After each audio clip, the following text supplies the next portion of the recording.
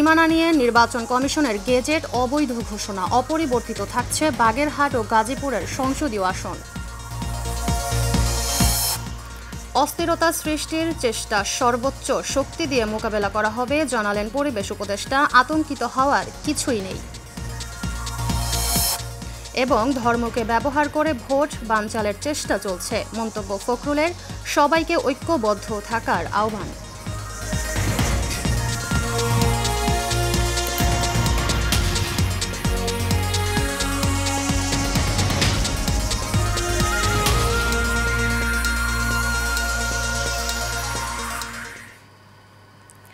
স্বাগত Asian news, আপনাদের সাথে আছি আমি মুক্তা ইসলাম। এতক্ষণ শুনছিলেন বিআরবি কেবল ইন্ডাস্ট্রিজ লিমিটেড সংবাদ শিরোনাম, এবার বিস্তারিত।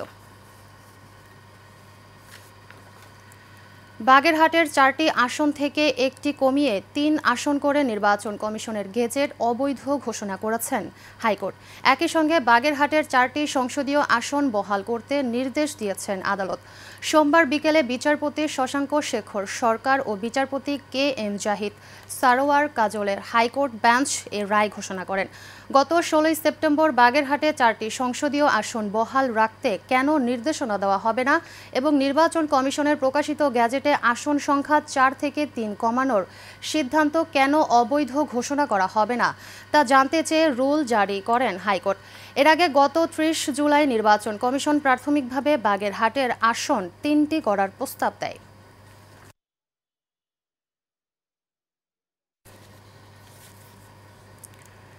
নির্বাচন সামনে রেখে পতিত সরকার বা কোনো অশুভ শক্তি অস্থিরতা সৃষ্টির চেষ্টা করলে সরকার সর্বোচ্চটুকু দিয়ে তা নিয়ন্ত্রণের চেষ্টা করবে বলে জানিয়েছেন পরিবেশ, বন ও জলবায়ু পরিবর্তন উপদেষ্টা সৈয়দা রিজওয়ানা হাসান। বলেন, সুষ্ঠু নির্বাচনের দিকে হাঁটছে সরকার। সোমবার সচিবালয়ে নিজ দফতরের সাংবাদিকদের সঙ্গে আলাপকালে বিভিন্ন প্রশ্নের জবাবে উপদেষ্টা এসব কথা বলেন। উপদেষ্টা আরও বলেন, গণভোট ও জুলাই সনদ বিষয়ে এখনও কোনো রাজনৈতিক দলকে ডাকা হবে এমন কোনো সিদ্ধান্ত নেয়নি সরকার। সিদ্ধান্ত নেওয়ার জন্যই সরকার গঠন করা হয়েছে। এছাড়া নির্বাচনকে ঘিরে অস্থির পরিস্থিতি সৃষ্টি করার জন্য কিছু চেষ্টা চালিয়ে যাচ্ছে। দেশবাসীকে আতঙ্কিত না হওয়ার আহ্বান জানিয়েছেন রিজওয়ানা হাসান। সেইটা এখন দেশের মানুষের কাছে স্পষ্ট যে অন্তর্বর্তী সরকার নির্বাচনের পথে সুদৃঢ়ভাবে হাঁটছে। এখন এই নির্বাচনকে ঘিরে কিছু কিছু ন্যস্ত স্বার্থ তো রয়েই গেছে, সেই পতিত সরকারি বলেন বা অন্য কোনো অশুভ শক্তি। তো আমাদেরকে সরকার হিসাবে যখনই এমন অস্থিরতা সৃষ্টি করার চেষ্টা করা হবে তখনই আমরা আমাদের সর্বোচ্চটুকুন দিয়ে সেই অস্থিরতাটা নিয়ন্ত্রণের চেষ্টা করব। ধর্মকে ব্যবহার করে একটি চক্র ভেদাভেদ সৃষ্টি করছে, নির্বাচন বানচালের চেষ্টা করছে, এমন মন্তব্য করেছেন বিএনপির মহাসচিব মির্জা ফখরুল ইসলাম আলমগীর। সোমবার সকালে ঠাকুরগাঁওয়ে মুক্তিযোদ্ধা ও তাদের সন্তানদের সাথে মত বিনিময় সভায় যোগ দিয়ে মির্জা ফখরুল একথা বলেন। তিনি বলেন, একটি পক্ষ মুক্তিযুদ্ধের চেতনা বানচালের চেষ্টা করছে, ৭১-এর ত্যাগের কথা ভুলিয়ে দেওয়ার চেষ্টা চলছে। বিস্তারিত মণ্ডলে নামের রিপোর্টে। সোমবার সকালে ঠাকুরগাঁয়ে বীর মুক্তিযোদ্ধা ও মুক্তিযোদ্ধা সন্তানদের নিয়ে এই মতবিনিময় অনুষ্ঠানের আয়োজন করেন স্থানীয় বিএনপি। অনুষ্ঠানে প্রধান অতিথি হিসাবে উপস্থিত ছিলেন দলের মহাসচিব মির্জা ফখরুল ইসলাম আলমগীর। অনুষ্ঠানে মির্জা ফখরুল বলেন, ২৪-এর গণ অভ্যুত্থানে বিএনপির অংশগ্রহণ একটি চক্র ভুলিয়ে দিতে চাইছে।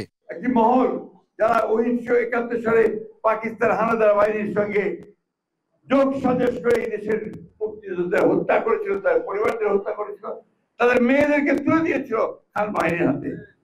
তাদের সঙ্গে এই দেশের মানুষ আপোষ করতে পারে নাকি ভাই?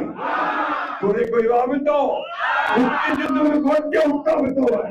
আমরা এই দেশের মানুষ, আমরা লড়াই করেছি, সংগ্রাম করেছি, যুদ্ধ করেছি, করে আমরা ৭১ সালে আমাদের দেশকে স্বাধীন করেছি। একটি মহল নির্বাচনকেও পিছিয়ে দেওয়ার পায়তারা করছে বলে অভিযোগ করেন বিএনপির মহাসচিব। কারণ এখন একটা নির্বাচিত সরকার খুব দরকার। এই সরকারটা এখন তাড়াতাড়ি নির্বাচন করবে, আমরা চাই। সকল ষড়যন্ত্র পিছনে ফেলে ঘোষিত সময়ে জাতীয় নির্বাচন আয়োজনে সরকারের প্রতি আহ্বানও জানান মির্জা ফখরুল ইসলাম আলমগীর। আর কোনো কাল বিলম্ব না করে নির্বাচনের তফসিল ঘোষণার ব্যবস্থা করবেন, দেশে একটি নির্বাচিত সরকার প্রতিষ্ঠা করবেন, এটাই হচ্ছে আমাদের চাওয়া। মণ্ডলের নাম, এশিয়ান টেলিভিশন, ঢাকা। জুলাই গণ অভ্যুত্থান দীর্ঘ ১৬ বছরের আন্দোলনের ফসল বলে মন্তব্য করেছেন বিএনপির স্থায়ী কমিটির সদস্য ডক্টর আব্দুল মঈন খান। সোমবার গুলশানে বিএনপি চেয়ারপারসনের রাজনৈতিক কার্যালয়ে ৩৬ জুলাই গণ অভ্যুত্থান জাসাসের অ্যালবামের মোড়ক উন্মোচন অনুষ্ঠানে এসব কথা বলেন তিনি। মঈন খান বলেন, দীর্ঘ ১৬ বছর বিএনপি অনেক নেতাকর্মী গুম, খুন, নিপীড়ন, নির্যাতনের শিকার হয়েছে। দীর্ঘ আন্দোলনের বহিঃপ্রকাশ ৫ আগস্ট, যার অগ্রভাগে ছিল বৈষম্য বিরোধী ছাত্ররা।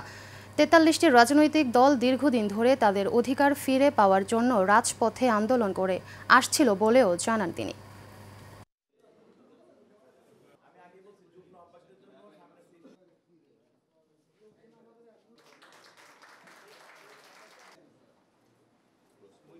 আমাদের ভারপ্রাপ্ত চেয়ারম্যান যিনি এই আন্দোলনটি পুরোপুরি তিনি আমাদের নেতৃত্ব দিয়েছিলেন, যার দিক নির্দেশনায় আমি বলবো আমরা এই আন্দোলনে সম্পৃক্ত হয়েছি এবং আমি এক অর্থে বলবো যে আমরা সফল হয়েছি।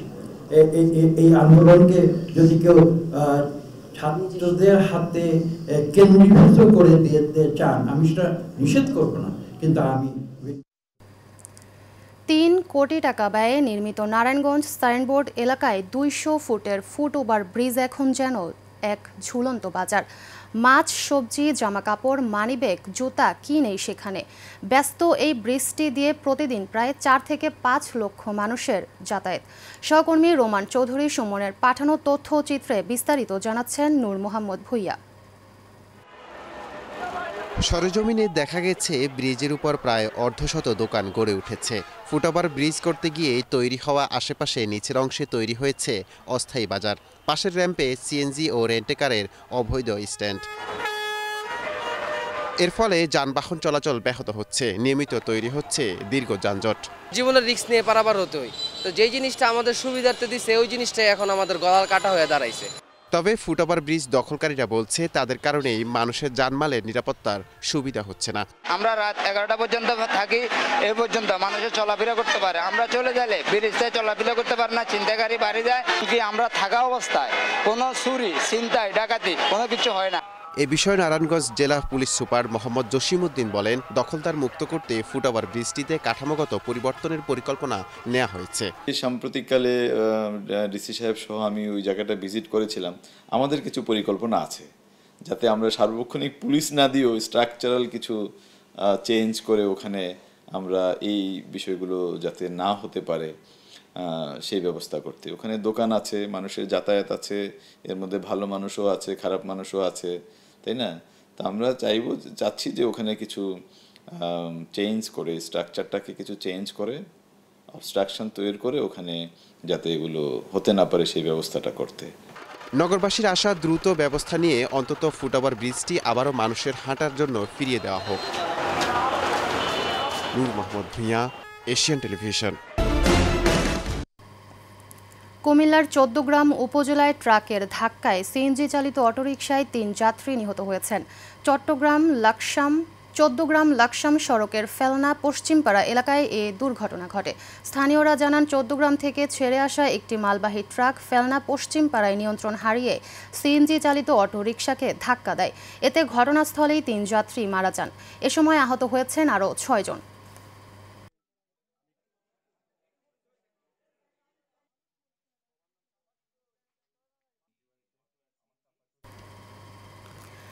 ঢাকার ধামরাইয়ে অবৈধভাবে গড়ে ওঠা ইটভাটায় অভিযান পরিচালনা করেছে পরিবেশ অধিদপ্তর। এ সময় 4টি ইটভাটায় মাটি ব্যবহারে অনুমতি না থাকায় 3 লাখ করে 12 লাখ টাকা জরিমানা করা হয়। এছাড়া পরিবেশ অধিদপ্তরের অনুমতি না থাকায় 3 ভাটার চিমনি ভেঙে দেওয়ার পাশাপাশি বিদ্যুৎ সংযোগ কেটে দিয়ে কার্যক্রম বন্ধ ঘোষণা করেন পরিবেশ অধিদপ্তরের ভ্রাম্যমাণ আদালত। পরিবেশ অধিদপ্তরের পরিচালক সৈয়দ ফরহাদ হোসেনের নেতৃত্বে ভ্রাম্যমাণ আদালত পরিচালনা করেন পরিবেশ অধিদপ্তরের এক্সিকিউটিভ ম্যাজিস্ট্রেট মোহাম্মদ রেজওয়ানুল ইসলাম।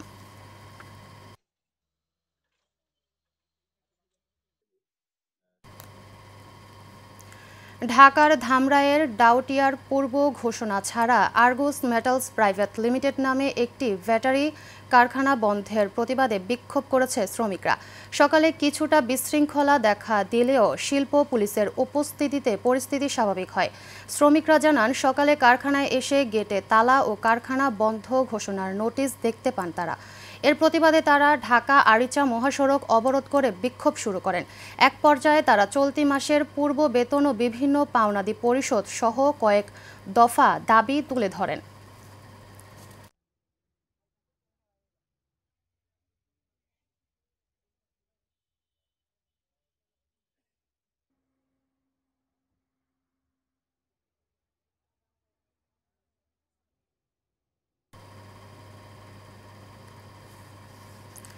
জাতীয় সংসদ নির্বাচনে গাইবান্ধা ২ আসনে বিএনপি মনোনীত ধানের শীর্ষ প্রার্থী আনিসুজ্জামান খান বাবুর সঙ্গে মতবিনিময় সভা হয়েছে।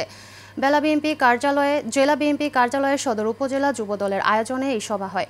সভায় প্রধান অতিথি ছিলেন বিএনপি জাতীয় নির্বাহী কমিটির গ্রাম সরকার বিষয়ক সম্পাদক ও গাইবান্ধা ২ আসনের বিএনপির মনোনীত প্রার্থী আনিসুজ্জামান খান বাবু। বিশেষ অতিথি ছিলেন জেলা যুবদলের সভাপতি রাগিব হাসান চৌধুরী, সাধারণ সম্পাদক আব্দুর রাজ্জাক ভুট্টো, সিনিয়র সহসভাপতি শফিকুল ইসলাম লিপন সহ অনেকে।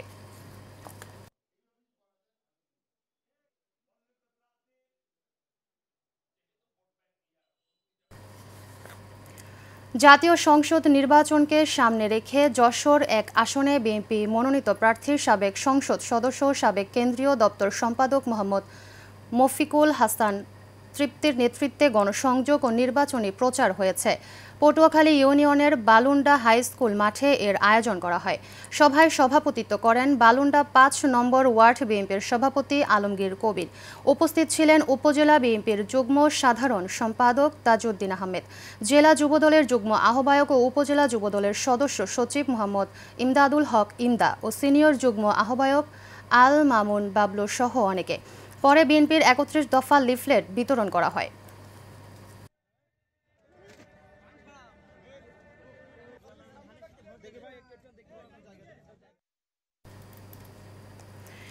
একাদশ জাতীয় সংসদ নির্বাচনকে সামনে রেখে ঝালকাঠি ২ আসনে বিএনপির মনোনীত প্রার্থী ইশরাত সুলতানা ইলেন ভুট্টোর সমর্থনে নির্বাচনী সভা হয়েছে। সদর ও নলছিটি উপজেলার ২০টি ইউনিয়নে একযোগে ধানের শীষ প্রতীকের সমর্থনে গণমিছিল ও সমাবেশ হয়েছে। ইলেন ভুট্টোকে দলীয় মনোনয়ন দেওয়ার ইউনিয়ন বিএনপি যুবদল ও ছাত্রদলের উদ্যোগে এই কর্মসূচি পালিত হয়। দলীয় নেতাকর্মী ছাড়াও বিপুল সংখ্যক সাধারণ ভোটার স্বতঃস্ফূর্তভাবে মিছিলে অংশ নেন।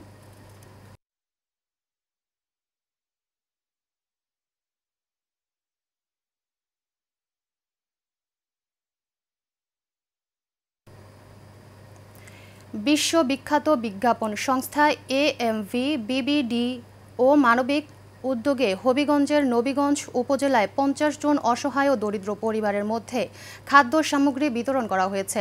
উপজেলার বদরদি গ্রামে এই খাদ্য সামগ্রী বিতরণ করা হয়। এ সময় উপস্থিত ছিলেন সংস্থার ইন্টার মানব সম্পদ ম্যানেজার মাহবুবুল আলম, সদস্য মহিবুর রহমান, শামসুল আলম, আক্কাস মিয়া, আকাশ মিয়া, তসর উদ্দিন সহ অনেকে। সংস্থার প্রতিনিধিরা জানান, সমাজের দরিদ্র ও প্রান্তিক মানুষের পাশে দাঁড়ানোই এই উদ্যোগের মূল লক্ষ্য। এ সময় প্রতিটি পরিবারের হাতে ডাল, চাল, তেল, আলু, পেঁয়াজ, লবণ ও সাবান সহ নিত্য প্রয়োজনীয় পণ্য তুলে দেওয়া হয়।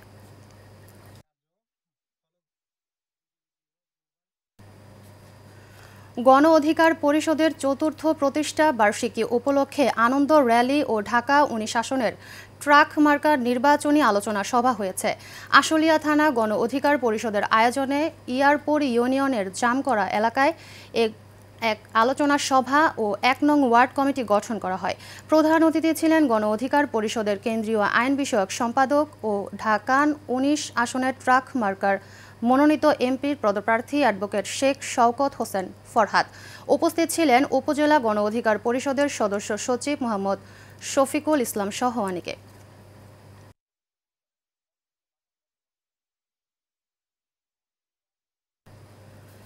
খুলনায় জলবায়ু প্ররোচিত অভিবাসী এবং অভ্যন্তরীণ বাস্তুচ্যুত জনসংখ্যা সামাজিক সুরক্ষা ব্যবস্থায় একীভূতকরণের আলোচনা সভা হয়েছে। খুলনা প্রেস ক্লাবের হলরুমে বেসরকারি উন্নয়ন সংস্থা কারিতাসের আয়োজনে এই সভা হয়। এতে প্রধান অতিথি ছিলেন খুলনার ভারপ্রাপ্ত বিভাগীয় কমিশনার মোহাম্মদ ফিরোজ শাহ। বিশেষ অতিথি ছিলেন সিটি কর্পোরেশনের প্রধান নির্বাহী কর্মকর্তা শরীফ আসিফ রহমান। অনুষ্ঠানে বক্তব্য রাখেন কারিতাসের আঞ্চলিক পরিচালক আলবিনো নাথ সহ অনেকে।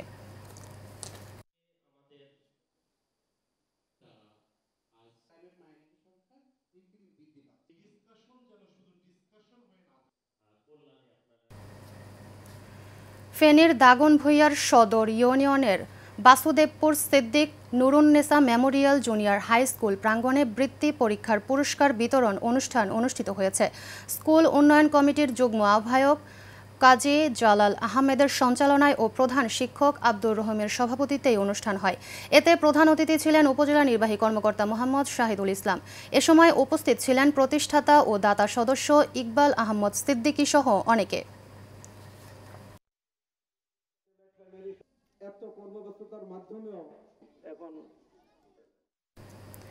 বাংলাদেশ সুপ্রিম পার্টি ফেনী জেলা শাখার কর্মী সম্মেলন হয়েছে। সম্মেলনে প্রধান অতিথি ছিলেন বাংলাদেশ সুপ্রিম পার্টির ভাইস চেয়ারম্যান আল্লামা মুফতি খাজা বাকি বিল্লাহ আজহারি। এতে বিশেষ অতিথি ছিলেন দলের যুগ্ম মহাসচিব মোহাম্মদ ইব্রাহিম মিয়া, কেন্দ্রীয় প্রচার সম্পাদক চৌধুরী মোহাম্মদ হোসেন, ছাত্র কল্যাণ বিষয়ক সম্পাদক মোহাম্মদ ফরহাদ হোসেন সহ অনেকে।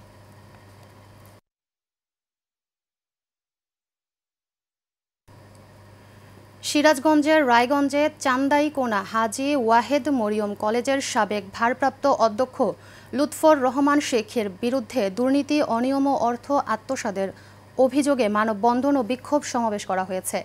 চান্দাইকোনা কলেজের সামনে ঢাকা বগুড়া মহাসড়কে ঘণ্টাব্যাপী মানববন্ধন হয়। কলেজের বর্তমান ভারপ্রাপ্ত অধ্যক্ষ আমিনুল ইসলামের সভাপতিত্বে কর্মসূচিতে বক্তব্য রাখেন কলেজের শিক্ষক আরাধনা বসাক, হায়দার আলী, জাকির হোসেন সহ আরও অনেকে। মানববন্ধন শেষে শিক্ষক ও শিক্ষার্থীরা অভিযুক্ত অধ্যক্ষের বিরুদ্ধে দ্রুত তদন্ত সাপেক্ষে আইনগত ব্যবস্থার দাবি জানান। ঢাকা মহানগর উত্তর বিএনপির সাবেক আহ্বায়ক সাইফুল আলম নীরবকে ঢাকা 12 আসনে বিএনপির মনোনয়ন দেওয়ার বিএনপি চেয়ারপারসন বেগম খালেদা জিয়া ও বিএনপির ভারপ্রাপ্ত চেয়ারম্যান তারেক রহমানকে শুভেচ্ছা জানিয়ে র্যালি হয়েছে। ঢাকার রাজধানী স্কুলের সামনে থেকে তেজগাঁও 7 রাস্তা পর্যন্ত এই র্যালি হয়।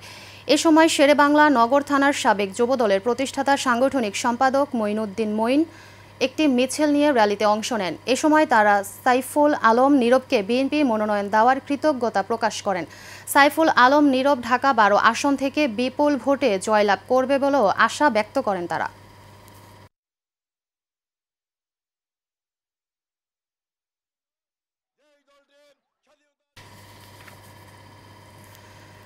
গাজীপুরের টঙ্গীর অভিজাত hotel Javan hotel and bar এর নাম ব্যবহার করে সামাজিক যোগাযোগ মাধ্যমে বিভ্রান্তিকর ভিডিও প্রচারের ঘটনায় তীব্র প্রতিবাদ জানিয়েছে হোটেল কর্তৃপক্ষ।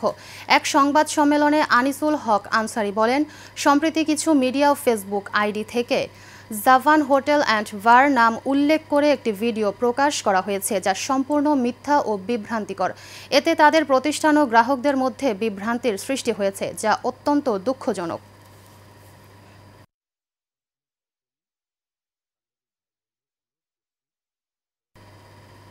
এবার চট্টগ্রামের সংবাদ। জাতীয় সংসদ নির্বাচনে চট্টগ্রাম 10 আসনের মনোনীত প্রার্থী আমির খসরু মাহমুদ চৌধুরীর সমর্থনে সাগরিকা মোড়ে শ্রমিক দল মহানগর শাখার উদ্যোগে নির্বাচনী প্রচারণা চালানো হয়েছে। চট্টগ্রাম মহানগর শ্রমিক দলের ভারপ্রাপ্ত সভাপতি SM আজিম এর সভাপতিত্বে এতে ও বিশেষ অতিথি ছিলেন মালয়েশিয়া স্বেচ্ছাসেবক দলের সাবেক সাংগঠনিক সম্পাদক ইঞ্জিনিয়ার হারুনুর রশিদ, শ্রমিক পরিবহন দলের অর্থ সম্পাদক লিটন সেন, কার্যনির্বাহী সদস্য শ্রমিক দল মাস্টার শফিকুল ইসলাম সহ অনেকে।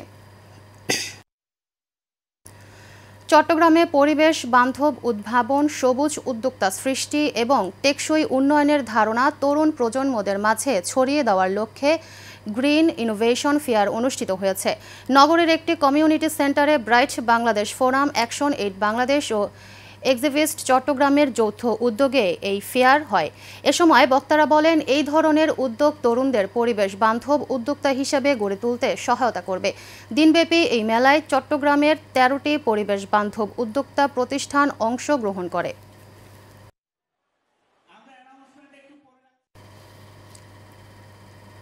বাংলাদেশ রেলওয়ে এমপ্লয়িজ লীগ সংগঠনের 51তম প্রতিষ্ঠা বার্ষিকী উদযাপন উপলক্ষে শ্রমিক সমাবেশ হয়েছে। চট্টগ্রাম CRB চত্বরে বাংলাদেশ রেলওয়ে এমপ্লয়িজ লীগের কেন্দ্রীয় সাধারণ সম্পাদক মোহাম্মদ মনিরুল ইসলাম মজুমদারের সভাপতিত্বে এই সমাবেশ হয়। এতে প্রধান অতিথি ছিলেন বাংলাদেশ জামায়াতে ইসলামীর চট্টগ্রাম মহানগরীর আমির মোহাম্মদ নজরুল ইসলাম। এতে প্রধান বক্তা ছিলেন বাংলাদেশ শ্রমিক ফেডারেশনের কেন্দ্রীয় সাংগঠনিক সম্পাদক মোহাম্মদ আক্তারুজ্জামান।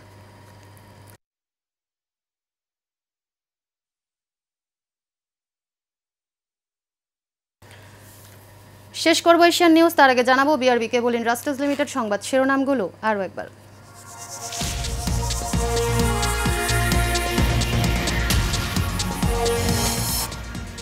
সীমানা নিয়ে নির্বাচন কমিশনের গেজেট অবৈধ ঘোষণা, অপরিবর্তিত থাকছে বাগেরহাট ও গাজীপুরের সংসদীয় আসন।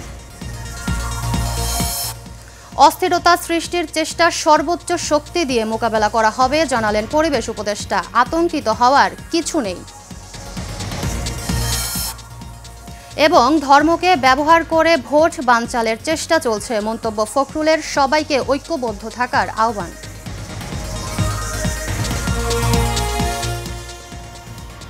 এশিয়ান নিউজ এই পর্যন্তই। পরবর্তী নিউজ দেখার আমন্ত্রণ রইল। আল্লাহ হাফেজ।